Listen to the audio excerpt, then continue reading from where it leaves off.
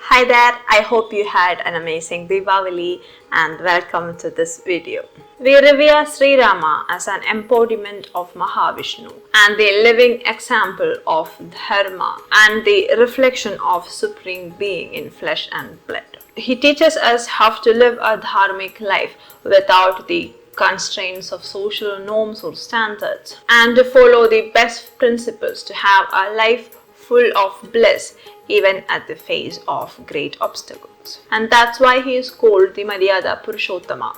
Maryada means the right conduct of life and Purushottama means the best or the supreme among men. But then we also hear a lot of criticism about Sri Rama, the figure we understand from what we read from Ramayana. And most people criticize by asking that was it dharmic from part of Sri Rama to question the chastity of his wife Sita Devi because she spent less than a year in Ravana's abode.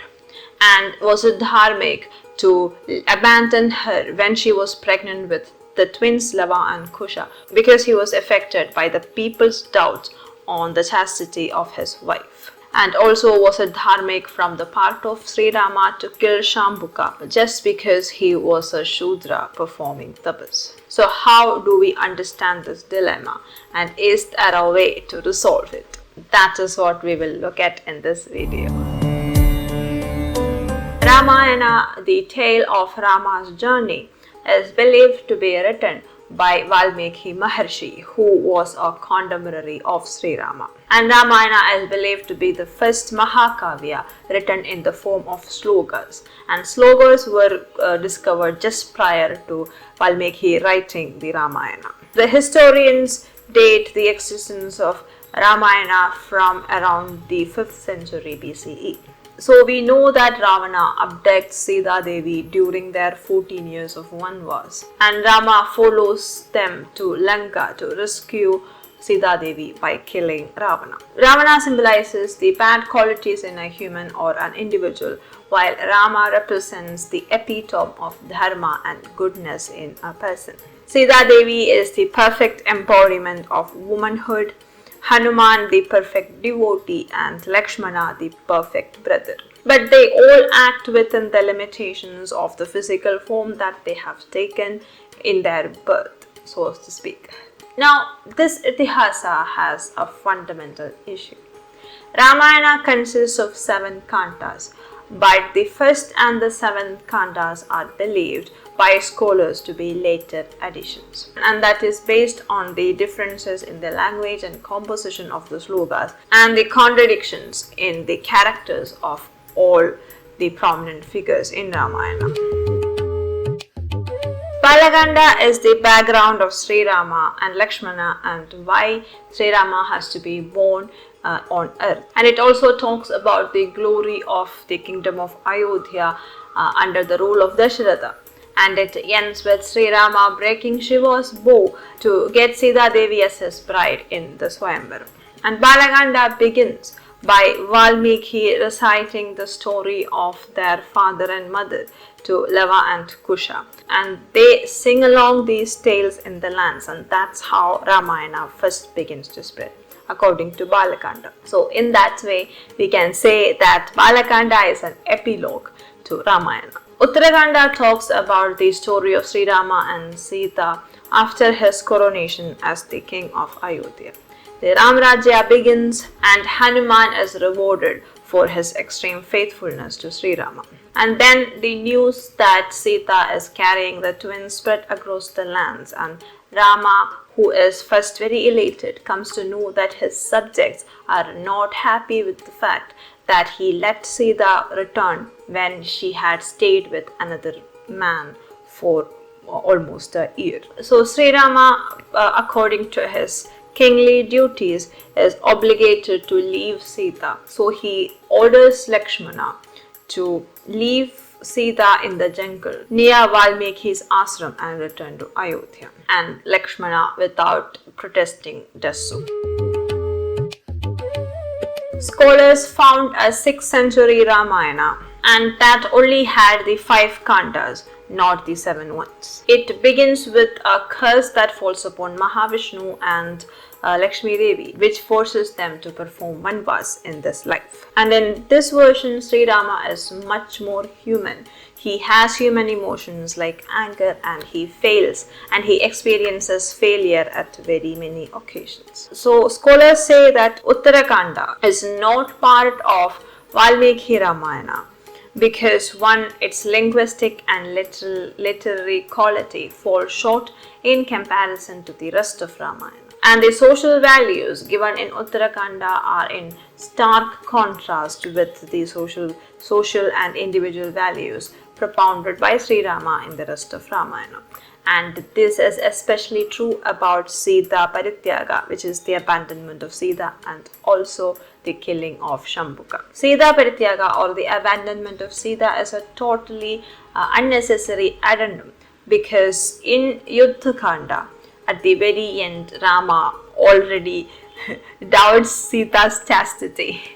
Rama questions Sita's character and loyalty to him in front of everyone, having spent this much time in another man's abode. And Sita Devi is enraged at her husband's rude and profane attitude towards her, and she does Agni Pariksha, that is, she walks into fire in protest, and also in, if my husband doesn't want me, then I will just die. Like I said before, at this moment, all the monkey and bear populations bear witness to this, and all the celestial beings come down to basically tell Rama how ridiculous he is being, how unnecessary the Agni Pariksha is, because Sita is as pure as she can be, and also because Sita Devi is the reincarnation of Lakshmi Devi. And then they go on to live a prosperous life. They return to Ayodhya, and the people of Ayodhya are greatly happy and satisfied with the return of their king and queen.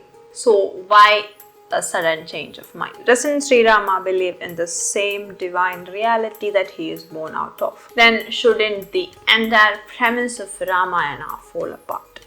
Meaning, when Sri Rama casts a doubt on Sita Devi, the entire Devaloka comes down, and the two of the Trimurtis also come along, and Agni Deva, who is the most important deity in Vedic culture, they all come and reassures Mahavishnu in the human form that Sita Devi is pure and has been loyal to him alone, and also that she has to be pure because she is Mahalakshmi herself. If he doubts it, then isn't he doubting the two of the Trimurtis, of which he is also a part?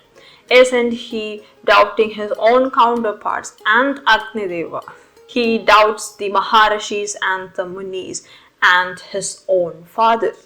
How is that possible?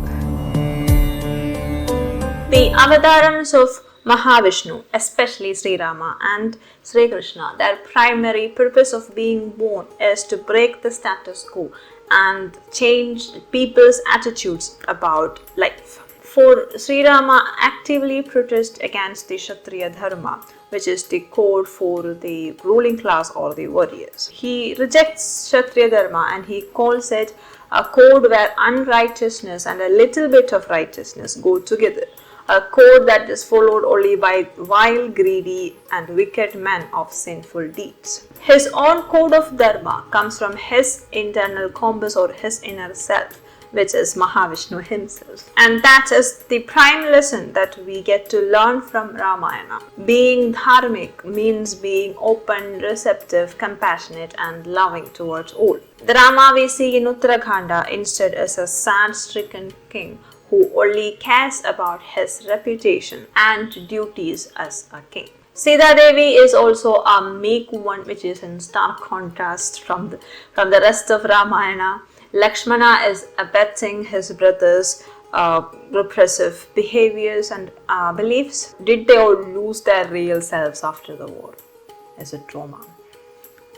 I think if it was the real Rama, as is in the rest of Ramayana, when Sri Rama comes to know that the people are doubting his wife's chastity, he would have abandoned his role and his royal duties, and they would have gone for another vanvas, because Sri Rama cannot be separated from Sita Devi.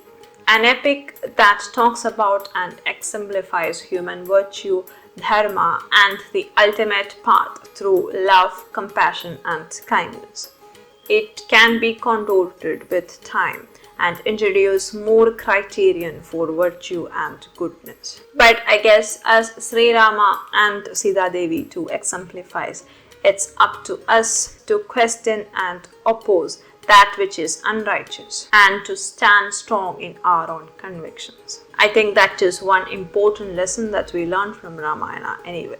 Still, it's quite sad to see the ruin of a perfect love story between two perfect beings by introducing the burdens of worldly positions and duties. What do you think? I hope you found this video informative and interesting. If you did, please hit the like button and share it with somebody else. And don't forget to subscribe to this video for more content like this. Thank you and have a great time.